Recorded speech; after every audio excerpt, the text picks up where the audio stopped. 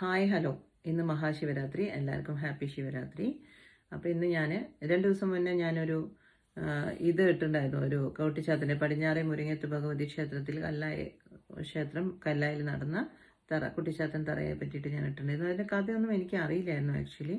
അപ്പോൾ എൻ്റെ ഒരു ഫ്രണ്ട് എനിക്ക് കഥ അയച്ചു തന്നു. ഇതാണ് അതിൻ്റെ കഥ എന്ന് പറഞ്ഞിട്ട്. ഇതിപ്പോൾ നിങ്ങൾക്ക് ഇതിൽ എല്ലാവർക്കും ഒരു 99% ആൾക്കാർക്കും ഈ കഥയൊക്കെ അറിയുമായിരിക്കാം. എനിക്ക് അറിയില്ലായിരുന്നു. അപ്പം ഞാൻ ചോദിച്ചു, നല്ല ശിവരാത്രിയായിട്ട് ഭക്ഷണമൊന്നും കഴിക്കുന്നില്ല, വ്രതമാണെന്ന്. അപ്പം ഒരു കഥ പറയാം. ഈ കുട്ടിച്ചാത്തൻ്റെ കഥ അറിയാത്ത ആരെങ്കിലും 1-2 പേരുണ്ടെങ്കിൽ അറിഞ്ഞോട്ടെ എന്ന് വിചാരിച്ചിട്ടാണ് ഈ കഥ ഞാൻ പറയുന്നത്. അപ്പം അറിയാത്ത എല്ലാവർക്കും അറിയാമായിരിക്കും, എന്നാലും അറിയാത്ത ആരെങ്കിലും ഉണ്ടെങ്കിൽ അറിഞ്ഞോട്ടെ എന്ന് വിചാരിച്ചില്ല. ഞാൻ ഈ 2 ദിവസം മുന്നെയാണ് അറിഞ്ഞത്. അപ്പം ഞാൻ വിചാരിച്ചു ശിവരാത്രി ദിവസം ഇത് പറയാമെന്ന്. അപ്പം എന്താണെന്ന് വെച്ചാൽ കുട്ടിച്ചാത്തൻ ചരിതം ആണിത്. നോക്കെത്താ ദൂരത്തോളം കാടുകളും വയലുകളും ഉള്ള ഒരു തറവാടായിരുന്നു കാളക്കാട്ടില്ല. വയൽ ഉഴുതുമറിക്കാനും കൃഷി ചെയ്യാനും അങ്ങനെ 100 കണക്കിന് പണിക്കാരുള്ള ഒരു ഇല്ലമായിരുന്നു അത്. അവിടെ കാളേനെ മേയ്ക്കാൻ വേണ്ടിയിട്ട് ആളെ കിട്ടാതെ തെരഞ്ഞു നടന്നു ആളില്ലാതായി. കാളേനെ മേയ്ക്കാൻ ആളില്ലാതെ. അപ്പം അങ്ങനെ തെരഞ്ഞു നടക്കുമ്പോൾ കാര്യസ്ഥന് ഒരാളെ കിട്ടി, കാട്ടിൽ കൊണ്ടുപോയി മേയ്ക്കാൻ ആളില്ലാതെ. അങ്ങനെ കിട്ടിയ അന്വേഷണങ്ങൾക്കൊടുവിൽ കാര്യസ്ഥന് ഒരാളെ കൊണ്ടുവന്നു. ചാത്തൻ എന്നാണ് അയാളെ പേര്. അപ്പം ചാത്തൻ കാണാൻ നല്ല ശരീരപുഷ്ടിയും കാണാനൊക്കെ നല്ലൊരു ആളായിരുന്നു. അപ്പം അയാൾ കൊണ്ടുവന്ന് അപ്പോൾ ചാത്തനായി. പിന്നെ കാളകളെ കാട്ടിലേക്ക് കൊണ്ടുപോകാനും കാട്ടിൽ മേയ്ക്കാനും ഒക്കെ ഇങ്ങനെ കൊണ്ടുപോകും. നല്ലൊരു മേച്ചിൽക്കാരനായി ചാത്തൻ അങ്ങനെ ഇല്ലത്ത് ജീവിച്ചുകൊണ്ടിരിക്കുകയാണ്. അപ്പോൾ കാളേനെ കാട്ടിൽ കൊണ്ടുപോയി തിരിച്ച് തൊഴുത്തിൽ എന്നും പതിവോടെ കൊണ്ട് കെട്ടും. ഒരു ദിവസം ചാത്തന് വിശപ്പും ദാഹവും തോന്നിയപ്പോൾ ചാത്തൻ എന്ത് ചെയ്തു?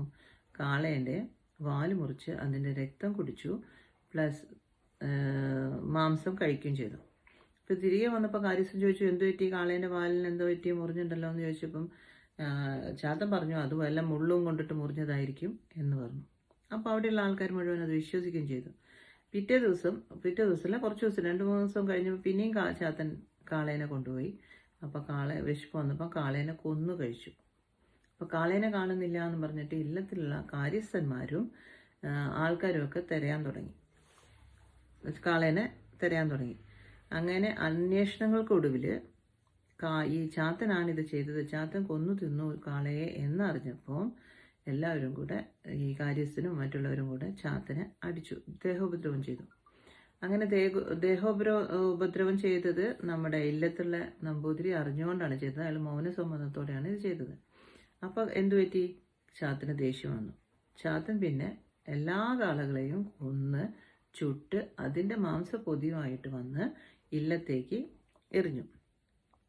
ഇല്ലത്തെറിഞ്ഞപ്പം എല്ലാം ആകെ മൊത്തത്തിൽ അങ്ങോട്ട് അശുദ്ധിയായപ്പോൾ എന്ത് ചെയ്തു? ഈ കാര്യസ്ഥൻ കുറേ ആൾക്കാരും കൂടി നമ്മുടെ ചാത്തനെ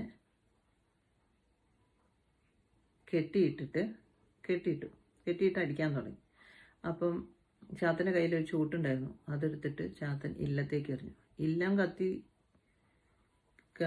കത്തി ഇങ്ങനെ കത്താൻ തുടങ്ങിയപ്പം എന്തായി?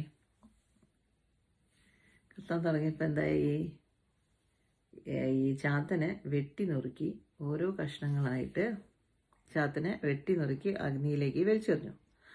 ആദ്യം പറഞ്ഞ കഷ്ണം കരിഞ്ഞുപോയി, അത് കരിങ്കുട്ടി.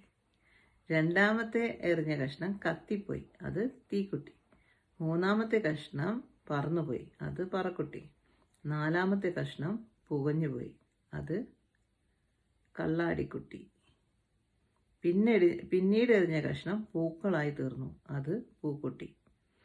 ഈ മഹാ അത്ഭുതം കണ്ട കാളക്കാട്ടില്ലത്തുകാർ പേടിച്ച് വിറച്ചു നിൽക്കുമ്പോൾ അഗ്നികുണ്ഡത്തിൽ നിന്നും ഒരു അത്ഭുത രൂപം പ്രത്യക്ഷപ്പെട്ടു.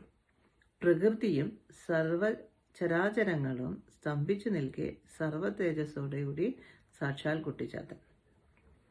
കുട്ടിച്ചാത്തൻ ദൈവത്തിൻ്റെ പ്രത്യക്ഷ രൂപവും മഹാചൈതന്യവും തിരിച്ചറിഞ്ഞ കാളക്കാട്ടില്ലക്കാർ ഭയഭക്തിയോടെ കുട്ടിച്ചാത്തൻ്റെ കാൽക്കൽ വീണ് തങ്ങളിൽ ഉണ്ടായ എല്ലാ തെറ്റുകുറ്റങ്ങൾക്കും മാപ്പിരുന്നു.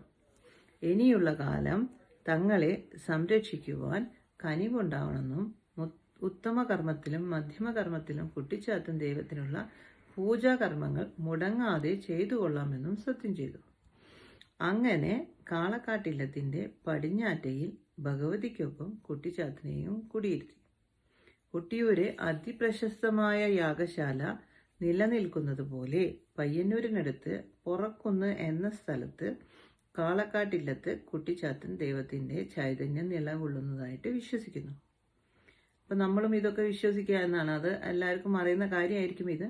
അപ്പം ഞാനിത് അറിഞ്ഞപ്പം ശിവരാത്രിയല്ലേ, നമുക്കൊന്നും ഭക്ഷണമൊന്നും കഴിക്കേണ്ടതില്ല, വ്രതമാണ്, വൈകുന്നേരം വല്ല ഫ്രൂട്ട്സോ എന്തെങ്കിലും കഴിക്കാം എന്ന് വിചാരിച്ച് ഞാൻ ഈ കഥ നിങ്ങളോട് ഷെയർ ചെയ്യാമെന്ന് വിചാരിച്ചു.